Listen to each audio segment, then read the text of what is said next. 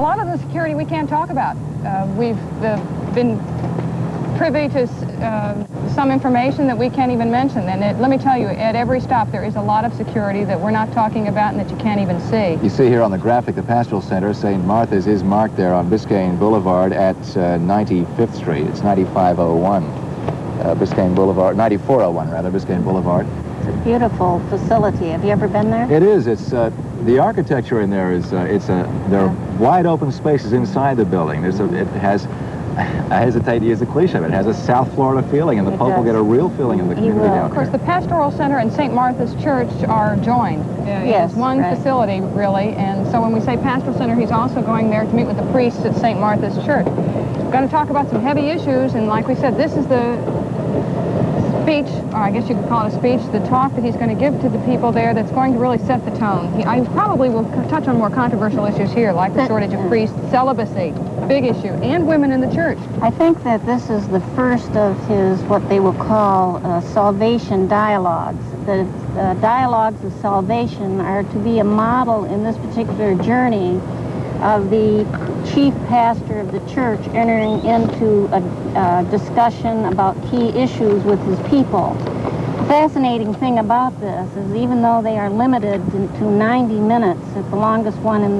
this trip throughout the United States, it's fascinating because people say, as you mentioned earlier, the criticism of not staying longer to complete a dialogue. It's been his feeling that if he would stay, begin a model, start the back and forth, open a discussion, then it's his hope that the local people, the leaders, the bishops, the priests, the laity, will continue the dialogue. So this first dialogue of salvation, as he's been calling them, is very important to the United States because the priesthood is really in such a crisis. I think even he's building that dialogue on the prayer he brought forth in this last But talk. we won't expect any give and take at the Pastoral Center. It will mainly be his talking to them and them giving a response. I think Father McNulty's paper has probably already been presented to the Pope. And now the Pope will have reflected on that and respond. But I also think there will be some oral exchange between McNulty and maybe one or two others and the Pope, which will be interesting to see what this format takes, because they're looking forward to a new type of dialogue model. In this visit, there will not be a situation where a Sister Teresa Kane gets up there and makes personal protests to the Pope. That happened before on his trip to the United States, and he was confronted once by a woman named Rosemary Redfern Reuter, I believe, yes, who demanded the right of priesthood for women. This has been so well orchestrated that there's not even a chance that will happen. Well, the American people are very, they're little geniuses when it comes to having their way. But I think what I sense right now is an openness to participate in a dialogue. If it is rooted in faith, if it is rooted in real concern for meeting the people's needs.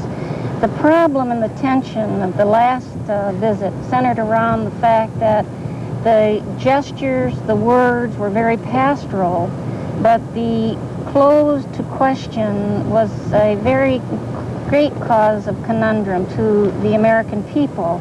And there is hope in the church during this journey that the questions can be raised. I do not think people expect too much other than to have that opportunity to raise the questions in a free atmosphere. Well, that's what they say about religion. It maybe doesn't provide all the answers, but it helps you to ask better questions. Houston of 7's Frank Robertson joins us again. He's at St. Mary's Cathedral. Frank. Thank you very much, Peter. We're privileged to be joined now by Yolande Najak, who is a member of the Haitian community here, and I'm fortunate to have you for a couple of reasons. First of all, Ms. Najak is to sing a solo at the Papal Mass tomorrow at Tamiami Park, but secondly, you can speak Creole, and perhaps you could tell us what the Pope had to say to you. Yes, we were very happy. Our presence here is a way to express our gratitude to the Pope. The whole Haitian community was here, waving the red and blue flag, the Haitian flag. It says, Vive Paul, Pape Jean-Paul II, Vive Haiti. The Pope went to Haiti in 1983, and he said in Creole, Faut que ça change, which means things must change here. And right after his departure from Haiti, the people became they have conscientization and motivation. So from now on came the approach of the Duvalier regime. And we are glad to see the Pope today, and we know that he will, through his prayers, so whatever he said, he's suffering with us. He knows the difficulties we are having in Haiti.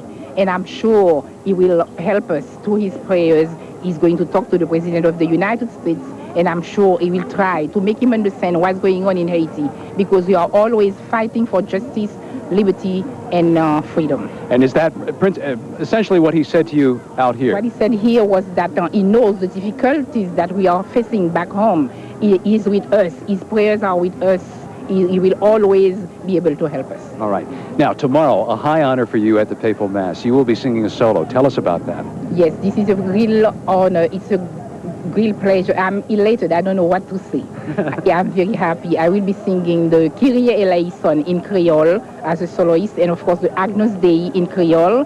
And I will participate with the choir of Notre Dame d'Haïti with the song of the communion song. Very good. Thank you very much for joining us, Ms. Najak. Thanks a lot. And you'll again be performing at the Papal Mass at Tamiami Park tomorrow. Now, apparently the Pope is arriving at the Pastoral Center or at St. Martha's Church, and will be greeted there. We are going to go to a shot of that, if we can, as he arrives. There it is, the Pastoral Center, St. Martha's, the headquarters really for the Archdiocese. This is the cathedral, but this is really the administrative offices and St. Martha's Church. The Pope, again, will be greeted there by 750 priests representing each diocese in the United States, and Father Frank McNulty, who is from New Jersey, once again will address the Pope, talking about some of the concerns of American priests, and the Pope will respond in kind. And it will be Father John McLaughlin, of course, along with Archbishop McCarthy, who again will welcome him to St. Martha's, extend to him the holy water, and he will go into the chapel at first and pray before re-emerging and then meeting with the American priests. I really wonder, Sister Jean may have some thoughts on this, whether or not Father McNulty, how much he will talk about the celibacy issue, the marriage issue, and the serious shortage of priests, not only in this archdiocese, but across the country. You know, Frank, I think he's going to address that with vigor.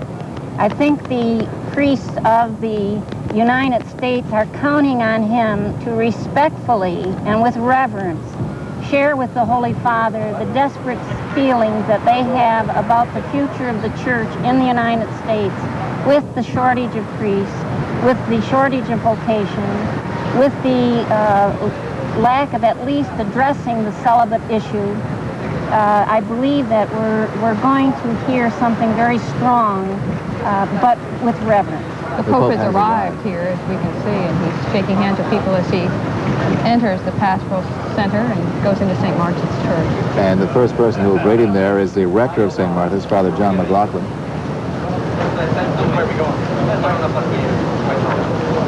For most of these priests, this is the high point of their life, isn't it, Sister Jean?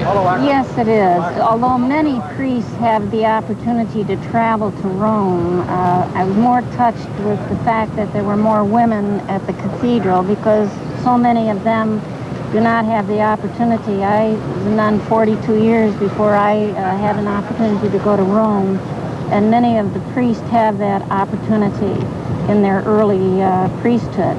But I think that the thing that this epitomizes is the ability of this Pope to enter in with the priests of the United States in some kind of a collegial format, and to continue the dialogue that he has tried to set up, although sometimes one feels it has not been dialogue. But this is a sign of hope for the priests. The Catholic Church is facing a severe crisis in the priesthood. There are a lot of figures out, and Frank Robertson has researched them extensively. Frank, how bad is the crisis? Well, Sally, when you consider the fact that by the year 2000, 1 in 3 Catholic parishes in the United States will not have a full-time priest, that's pretty serious. Archbishop McCarthy only last week, in advance of the papal visit, said that the Archdiocese of Miami is 400 short. You look in the seminaries, you have maybe half the number we had in 1965, so it is serious. What is he doing now, Sister? Now he is repeating the same tradition. He has blessed himself with holy water as a sign of renewal, baptism, and a blessing in life. And now he is recollecting himself and praying that somehow God will enlighten his heart to speak to these particular people with new needs and using him as instrument to speak to their heart. No chance that he would consider using women as priests with the shortage of male priests that they have? I don't believe at this time that will even be considered.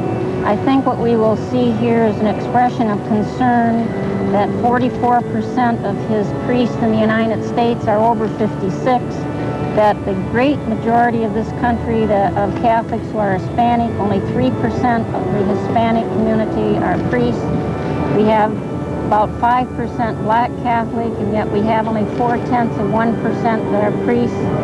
We have some very, very grave concerns in the minority communities of raising up vocations, and I believe that those kinds of things will be explored before women being ordained. That subject was raised in an ecumenical conference between the Roman Catholic Church and the Church of England, who have for 40 years been discussing uniting those two churches. There was a breakaway church which occurred during the reign of Henry VIII.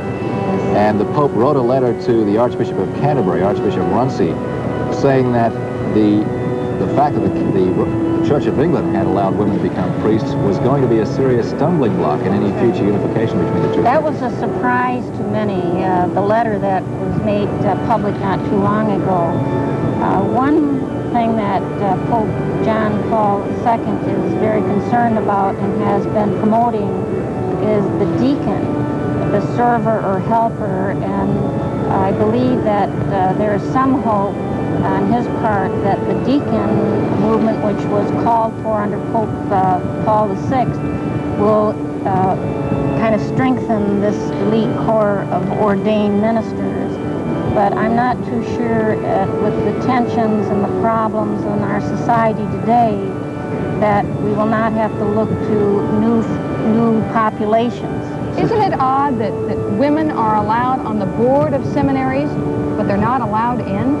Yes, that is. I was the chairperson of a board, seminary board in Dubuque, Iowa, which is the Dominican Seminary, and presently serve on the board of our seminary here in Miami. There is willingness to include the woman in the agenda in terms of participation, but at this point, not allowing full participation in priesthood. Pope now in the body of St. Mark has been given a warm welcome by the priests, whatever their differences or concerns. They're certainly giving them a warm welcome here to Miami. Priests representing every diocese in the nation. A large group in particular from South Florida, 750 in there.